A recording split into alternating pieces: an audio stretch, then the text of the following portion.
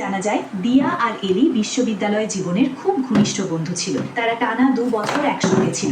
যদিও দীর্ঘ 10 বছর তাদের কোনো দেখা হয়নি, তবুও দেখা হওয়ার পর মনে হচ্ছিল যেন এতদিনের দূরত্ব এক মুহূর্তেই মুছে গেছে। তাদের বন্ধুত্বের সেই পুরনো উচ্ছ্বাস এখনো আগের মতোই রয়ে গেছে। এরপর এলি তাদের নিয়ে ইতালির বিভিন্ন জায়গায় ঘোরার দায়িত্ব নিজের কাঁধে তুলে নেয়। সে বলে, এখনই তোমাদের হোটেল ছেড়ে আমার বাড়িতে উঠতে হবে। যত প্ল্যান করেছো সব বাতিল। এবার তোমরা ইতালি ঘুরবে আমার মতো করে, কারণ এই দেশ সম্পর্কে আমার চেয়ে ভালো আর কেউ জানে না। কুনাল কোনো আপত্তি না করে শুধু বলে, এটা আমার সিদ্ধান্ত নয়, পুরো প্ল্যানটা দিয়ার, তাই ওই বলবে আমরা কি করব। দিয়া হাসি মুখে এলির প্রস্তাব মেনে নেয়। এরপর তারা সরাসরি এলির বাড়িতে চলে যায়। বাড়িতে পৌঁছে এলি কৌতূহল নিয়ে তাদের জিজ্ঞেস করে, হঠাৎ করে তোমরা ইতালিতে এলে কিভাবে? এরপর কুনাল আর দিয়া এলিকে জানায়, আসলে ভারতে এখন বিয়ের মরশুম চলছে। আমরা যে বিয়েতেই যাই না কেন সবাই একই প্রশ্ন করে, তোমরা বিয়ে কবে করছো? এই একই প্রশ্নের হাত থেকে বাঁচতেই আমরা ইতালিতে ঘুরতে চলে এসেছি। সব কথা শুনে এলি দিয়াকে বলে, আমি তোকে একটা আন্টিদের মতো প্রশ্ন করতে চাই। বেশিরভাগ মানুষ বিয়ে করতে চায় না, কারণ হয় তারা নিজেদের সঙ্গীকে পুরোপুরি বিশ্বাস করতে পারে না, নয়তো সম্পর্ক নিয়ে দ্বিধায় থাকে। কিন্তু তোদের দুজনকে দেখে তো মনে হচ্ছে না তোরা একে অপরকে নিয়ে অনিশ্চিত বা অবিশ্বাসী। এলি বুঝতে পেরেছিল দিয়া নিশ্চয়ই কোনো বিষয় লুকিয়ে রাখছে, তবে কুনালের সামনে সেটা নিয়ে কথা বলা সম্ভব ছিল না।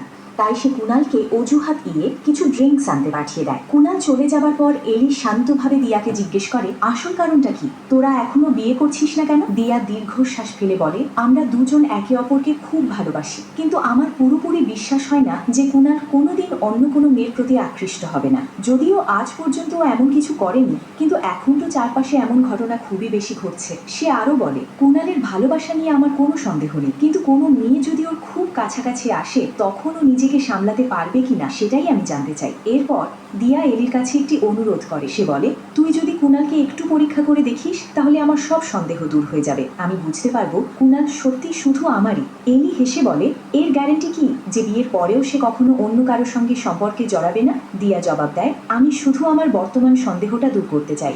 একবার যদি সেটা পরিষ্কার হয়ে যায় তাহলে আর কোনোদিন কুনালকে নিয়ে সন্দেহ করবো না। শেষ পর্যন্ত এলি রাজি হয়ে যায়। তবে সে মজা করে বলে, একটা সমস্যা আছে, আমি যখনই কোনো ছেলের সঙ্গে ফ্লার্ট করেছি তারা প্রায় সবাই আমার প্রতি দুর্বল হয়ে পড়েছে, আর যদি কেউ আমাকে প্রত্যাখ্যান করে সেটা আমি সহজে মেনে নিতে পারি না। দিয়া হেসে বলে, ঠিক আছে, তবে নিজের সীমার মধ্যে থেকেই সবকিছু করিস, শুধু ওকে পরীক্ষা কর, বাড়াবাড়ি যেন না হয়। পরের দিন থেকেই এলি কুনালের সঙ্গে ইচ্ছেকৃতভাবে একটু বেশি বন্ধুত্বপূর্ণ আচরণ করতে শুরু করে। মাঝে মধ্যে মজা করে ফ্লার্টও করে, যাতে বোঝা যায় কুনাল কিভাবে প্রতিক্রিয়া দেখায়। কিন্তু কুনাল সহজে প্রভাবিত হওয়ার মানুষ ছিল না। সে এলিকে শুধু একজন নতুন বন্ধু হিসেবেই দেখত। তাদের পরিচয়ও মাত্র একদিনের, তাই এত দ্রুত অন্যরকম কিছু ভাবার প্রশ্নই ওঠে না। এলি বুঝতে পারে এই পরীক্ষায় সময় লাগবে, কারণ সে তো সবই শুরু করেছে। পরদিন সকালে কুনাল আর দিয়া ঘুমিয়েছিল।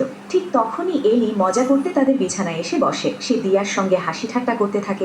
একসময় অসাবধানতাবশত তার পা কুনালের পায়ে স্পর্শ করে। কুনাল প্রথমে ভেবেছিল ওটা দিয়ার পা, কিন্তু পরে বুঝতে পারে সেটা এলির পা। বিষয়টি বুঝেই সে সঙ্গে সঙ্গে সরে যায় এবং তাদের জন্য নাস্তা বানাতে রান্নাঘরের দিকে চলে যায়। এরপর দিয়া আর এলি নিজেদের মধ্যে কথা বলতে থাকে। দিয়া জানতে চায়, কি মনে হয় কুনাল কি একটু হলেও তোর প্রতি দুর্বল হয়েছে? এলি মাথা নেড়ে বলে, এত তাড়াতাড়ি কেউ কারো প্রতি দুর্বল হয় না। আমি কিছু ইঙ্গিত দেওয়ার চেষ্টা করেছি, কিন্তু ও সেগুলোর কোনো প্রতিক্রিয়া দেখায়নি। ওকে আরো ভালোভাবে বোঝার জন্য আমাদের একসঙ্গে কিছু সময় কাটাতে হবে, তবে সেটা এমন সময় হতে হবে যখন তুই আমাদের সঙ্গে থাকবি না, কারণ তুই পাশে থাকলে আমরা স্বাভাবিকভাবে কথা বলতে পারবো না। দিয়ার এই পরিকল্পনাটা বেশ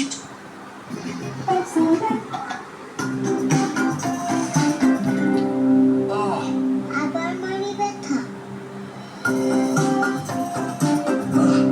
এলো পেপসোডেন্ট পরিবারের নতুন সদস্য লবণের অনন্য ফর্মুলায় পেপসোডেন্ট অ্যাডভান্সড সল্ট, যা মাড়ির সমস্যা প্রতিরোধে কার্যকর।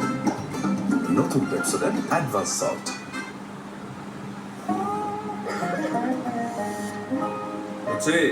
মেমোরি ধরে রাখতে হলে এত ডিভাইস লাগে না, একটু বুদ্ধি থাকলেই হয়। মেমোরিও থাকলো, দেয়ালও থাকলো, এক ঢিলে দুই পাখি। এই যে মিস্টার, একচুয়ালি দুই পাখি নাকি বাড়াচ্ছেন স্বাস্থ্য ঝুঁকি? এটা ড্যাপ, যা ধীরে ধীরে আপনার স্বাস্থ্যের ক্ষতি করছে। তাই ড্যাপের সাথে টক্সিক রিলেশন ভাঙতে করে লাগান বার্জার মিস্টার এক্সপার্ট ড্যাপ গার্ড। ড্যাপ ওয়ালের সাথে টক্সিক রিলেশন, ড্যাপ গার্ডই সঠিক সলিউশন।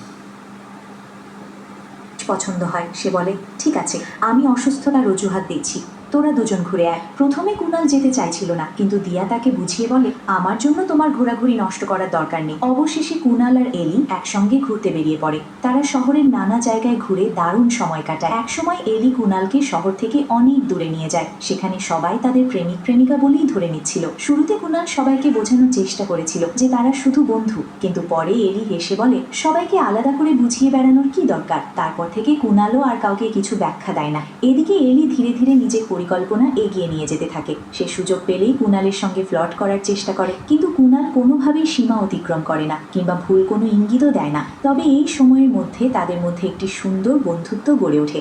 একদিন কথায় কথায় এলি জানায় তার সবচেয়ে প্রিয় খাবার কড়ি ভাত, কিন্তু ইতালিতে এই খাবার পাওয়া যায় না। পরদিন ভোরে কুনাল ঘুম থেকে উঠে এলির জন্য নিজের হাতে কড়ি ভাত রান্না করে। কুনালের এই যত্নশীল আচরণ দেখে এলি সত্যিই মুগ্ধ হয়ে যায়। তার মনে হয় কুনাল একজন খুবই যত্নবান এবং ভালো মনের মানুষ। একসময় কুনাল এলিকে জিজ্ঞেস করে তুমি কি কোনোদিন কাউকে সত্যিকারের ভালোবাসোনি? এলি হেসে উত্তর দেয় আমি কখনো কারোর জন্য থেমে থাকিনি। জীবনে অনেক মানুষ এসেছে আবার চলেও গেছে। কেউ যখন আমাকে ধরে রাখতে চেয়েছে তার আগেই আমি সরে গেছি।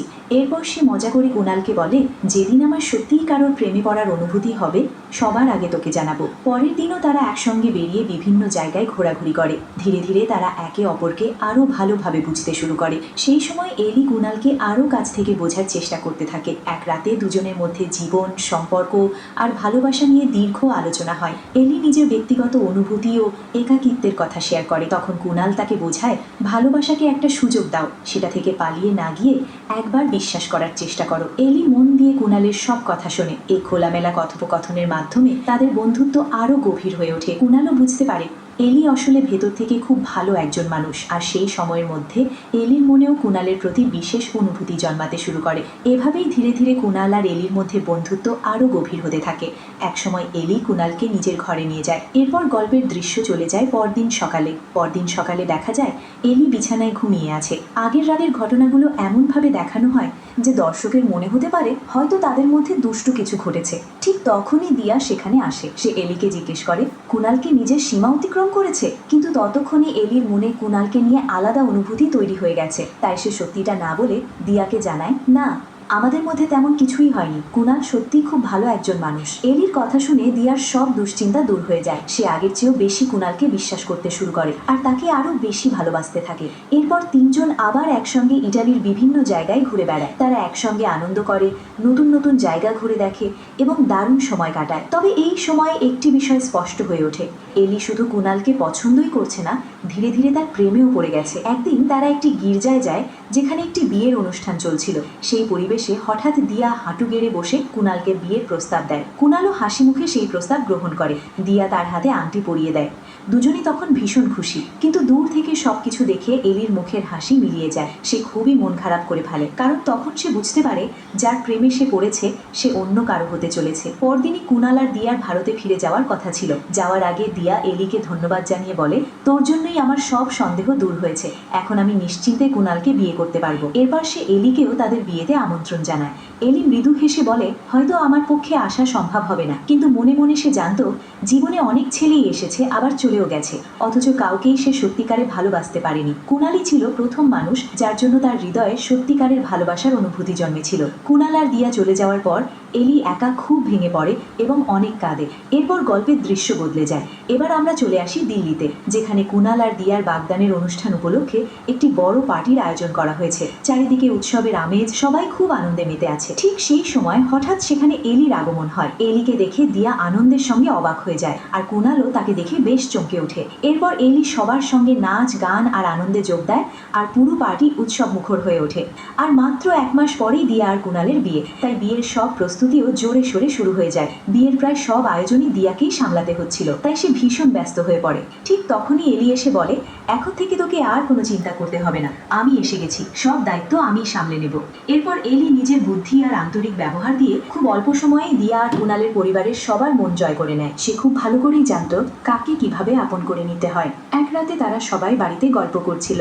তখন এলি মজা করে জানায় যে সে ড্রেস ছাড়া ঘুমোতে পছন্দ করে এবং সেটাই তার ব্যক্তিগত অভ্যাস। এই কথা শুনে দিয়া আর কুনাল দুজনেই অবাক হয়ে যায়। এলি হেসে বলে, একবার চেষ্টা করে দেখো, এটা একেবারেই অন্যরকম একটা অভিজ্ঞতা। প্রথমে দিয়া এতে রাজি ছিল না। সে কুনালকে বলে, আমাদের এলির সব কথা শুনতে হবে এমন তো নয়, ওর জীবনযাপন আমাদের থেকে আলাদা। তবুও কৌতূহলবশত তারা একবার বিষয়টি চেষ্টা করে দেখার কথা ভাবলেও অস্বস্তি বোধ করায় কিছুক্ষণ পরই আবার স্বাভাবিক পোশাক পরে নেয়। সেই রাতেই কুনালের পানি পিপাসা পেলে সে রান্নাঘরে যায়। সেখানে গিয়ে দেখে এলিও পানি খেতে এসেছে। হঠাৎ দুজনের মুখোমুখি হওয়ায় তারা কিছুটা অপ্রস্তুত হয়ে পড়ে। পরে বোঝা যায় পরিস্থিতিটা অনেকটাই এলির পরিকল্পনার অংশ ছিল। পরদিন আবার সবাই একসঙ্গে ঘুরতে বের হয়। এলি দূর